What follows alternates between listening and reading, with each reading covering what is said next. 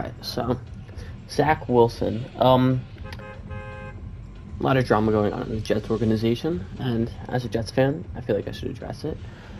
Um, so Deanna Rosini posted a report saying that the Jets wanted to play and asked Zach Wilson to play and start the next game, and apparently he was reluctant to play, and he was like questioning whether he should or not.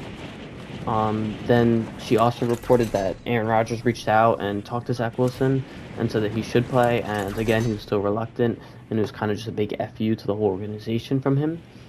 And throughout yesterday and even today, many fans were going at his neck, and were like, "That's so disrespectful for Zach Wilson. We pay him $35 million, and he should be playing." And they're like, "He's not that good anyways." But I feel like he still has a ton of potential, and he still deserves to be in the league, you know. And I believe whether it's Rodgers is able to advocate for him enough to at least be third string for next year and actually get to sit behind him for a year, because most people forget that. I mean, I swear he must be the unluckiest player in the league. Like, he's thrown out there his rookie year, and his quarterback coach dies. His quarterback coach dies in a horrific accident. So he loses his quarterback coach, and then hold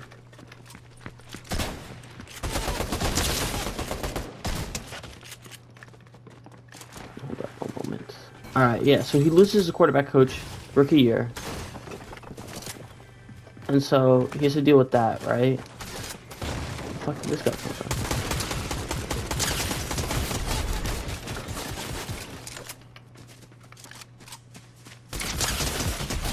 Too many bots in this game.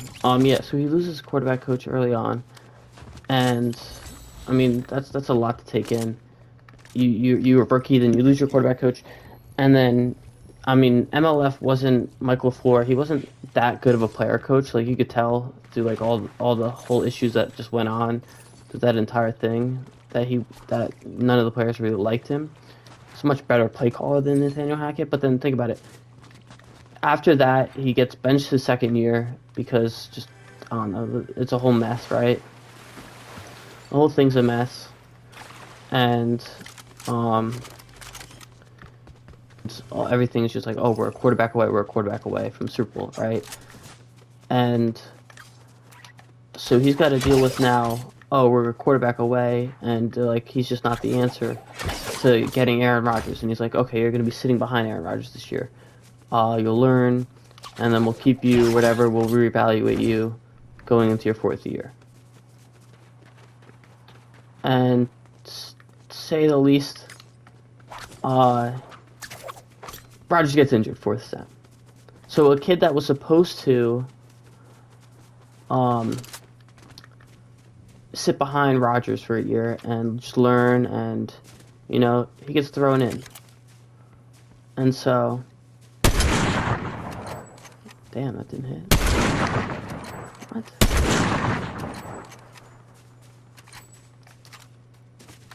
And so, what am I?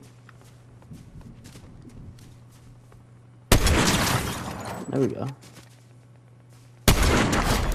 There we go. Yeah. So he gets thrown in. He has to play, and he gets to play with probably one of the worst offensive play calling coaches the NFL has ever seen. You know.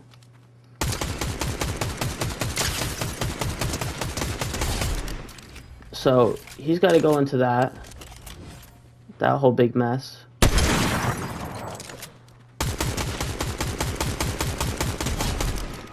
Right? He's got to go into, and then when the offense isn't moving, or it's moving fine, he's playing fine, turnover free, they're still blaming him when they're not scoring touchdowns, you know? So he is constantly just used as the blame, and just most people are blaming him for everything that I mean, happens, and ultimately, it's just unfair for him, you know? And I've been on Twitter, I've been on all the Twitter forums, pages, etc., and defending him, and I'm like, watch the film, because on film, if you actually watch the film, he's not as bad as most think, you know? Hold up, let me focus up. I gotta lock in. I'm gonna snipe it, but... Who's shooting at me?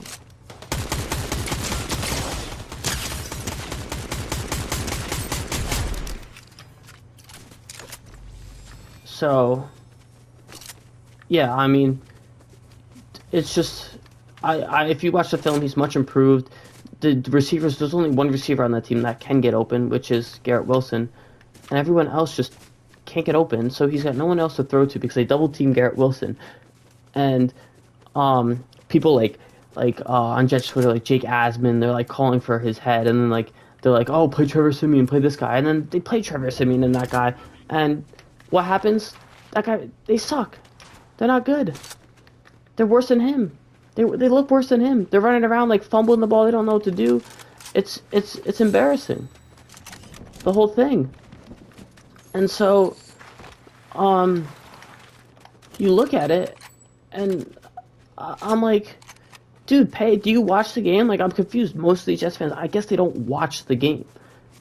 And just, like, it's embarrassing about how these Jets fans act, and then they act like they're entitled to a championship. They're like, oh, we deserve a championship. We don't deserve this. Like, the way that we treat our players, the way that we treat everybody that comes into this organization, it makes players not want to come here because, I mean, unless you're like a superstar, it's like we destroy your ego and we destroy how good you are. But going back to that report, I don't think it's an actual report, you know. I think it was more of just like a whistleblower and all that.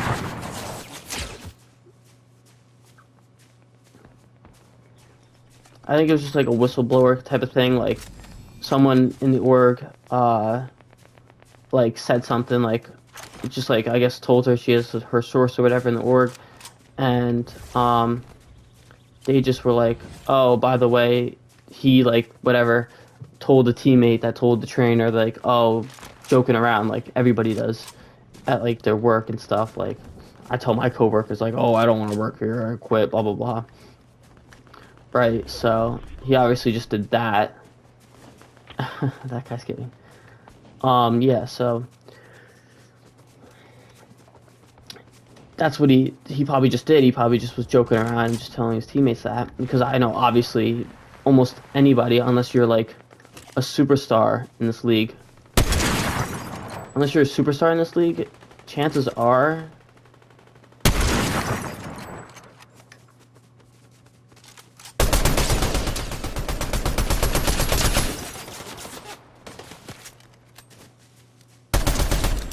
unless you're a superstar in this league, chances are you can't complain, you know? And if they throw you out there, you know, you're just going to play. Because realistically, you want to play football. It's not like you don't want to play football. It's not like... So, of course he's going to play. If they ask him to play, he's going to play. And he was probably just joking around with somebody, and he's like, look at the shit that they think that they could pull on me. You know, just like complaining. As most people do with their teammate. Like people they trust, that they work with and stuff. So... I don't think much people should think like too deeply into it, but he's a good player. He's got a future in the league. The games that I've watched, I feel like there's just everything else around him is not there this season. Most of the guys got injured. His O-line was like made up of just like special teamers. It's like, how can you do anything with like, if any quarterback in this league, probably besides Patrick Mahomes and maybe a few others, any other quarterback in the league would struggle. They would struggle. And there's no denying that, you know? And he played pretty decent for what he was, like what he had to do, you know? He did his job when he was in, and No one else was. There was no help around him. No O line. The one receiver would get open. Allen Lazard drops the most passes in the league. You know, so um, yeah, Allen Lazard drops the most passes in the league. Like, come on, like, be be realistic. That's all I want, like, fans to be. Because most of these fans aren't even realistic. They just have expectations for him to overcome all these things in his third year. After expecting to not really even play, he was expecting to sit behind Rodgers and just chill all season and watch greatness. Watch what was supposed to happen was them have a winning record, make the playoffs, and run through the AFC as they probably could have. I don't know how many good teams are in the AFC right now besides maybe the Ravens. The Ravens are pretty dominant right now, but they, they just need a couple they're a couple of, like, offensive pieces away, and people are like, oh, they should lose out. They should lose out. I mean, they're 4-8 right now, and there's no reason for them to lose out. Like, sure, it would be nice to have, like, a top 3 pick and be able to get Marvin Harrison, a top player in the draft and just easily a superstar. But that's not going to happen. Let's be realistic here. The Jets are going to win a couple games, and they'll be knocked out of that top spot. So the only chance they have to, like, anything is to just play. Let the kid sling it. Let him throw around. Let Zach be Zach. What he put on college tape, let him do that. Call some other plays. Get him on rollouts. They decided to do that with.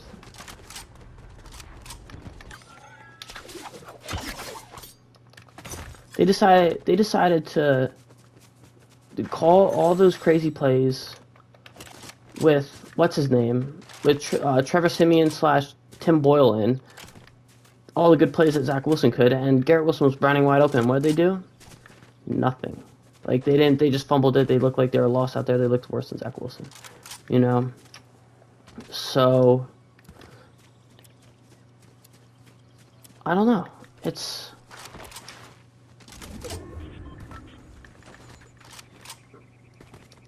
this. What their future is it's a very tough topic. I think Aaron Rodgers kind of screwed them with committing so late. I feel like if he committed earlier and was like, I'm going to the Jets no matter what, I will be playing a New York Jet earlier on when he said that in Pat McAfee show. But if he said that, like, a couple weeks ahead, a couple weeks bubble, like, there, I mean, I think Orlando Brown would have signed. Like, we would have had all these free agent signings, so we wouldn't have to wait so long, and our team would be in a lot better situation, even with the torn Achilles with Aaron Rodgers. But he kind of had everybody on hold and was like, just like had like just the whole organization was just frozen because they didn't know what he was committing to. So I don't know what the future holds for this organization. I don't know what it holds for Zach Wilson. I think Zach Wilson can be a starter in this league. I also think he is can be also a reliable backup. So I don't. Fuck.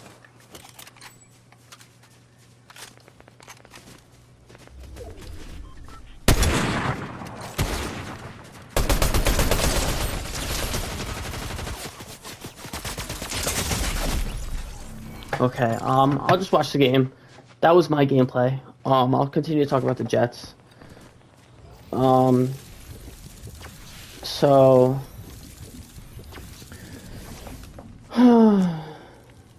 Zach Wilson, I love him. I think I'm like Aaron Rodgers. I love the kid to death. He works so hard that it's almost disrespectful how bad the fan base is. And so the future is unwarranted. We don't know what's going to happen with Breece Hall, Garrett Wilson, Sauce Gardner, and all those guys. If they're going to leave for free agency, leave for a contender, or they're going to try to just stick it out, be a Jet. Jermaine Johnson included in that. We got to sign Bryce Huff. It's just it's kind of like a mess right now, and I don't know if Joe Douglas could do it. People are now calling for Joe Douglas's neck. You know, they're like, we want him gone, and I don't know. I kind of brought it up today with my friends and on Twitter, and I was like, it's like Eagles fans wanted Howie Roseman gone a few years ago, and what did that lead us? You know, they wanted him gone, and then he's not gone. Howie Roseman stayed with them, and now they're contending each year in and out. You know, they have they have the best O-line, they have the best receivers, they have the best run game, the best run support. They have a like very good quarterback. So, I mean, there's a lot going on, and that's all I could say. That's all I could think of right now. But yeah, hope you enjoyed the video. You finished watching the actually good players play, and not my Fortnite bum.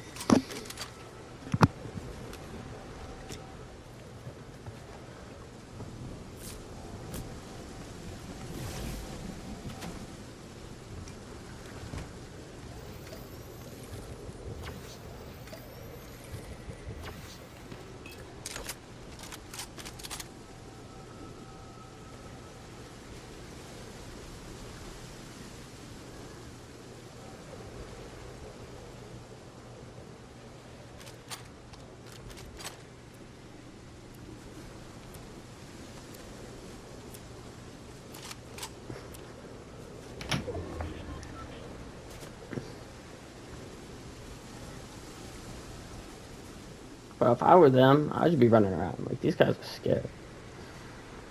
Come on. Push, push, push. Oh, there we go. Oh, this is embarrassing. How did I lose these guys? Alright. I'll be back with another video. Probably with my friend Johnny.